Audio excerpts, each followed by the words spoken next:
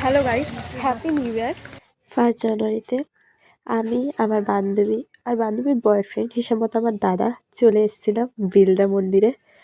দেখো কি সুন্দর জায়গাটা। এর আগে কারা কারা এসেছো অবশ্যই আমাকে কমেন্টে জানিও, কারণ আমি তো ফার্স্ট টাইম আসলাম।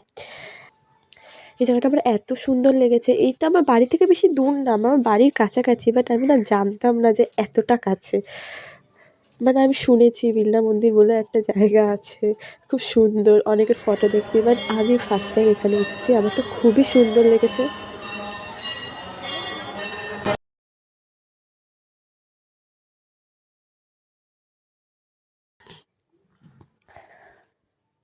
আমরা সন্ধ্যা আরতির টাইমে গেছিলাম তো, তাই প্রচণ্ড ভিড় হয়েছিল, প্রচণ্ড।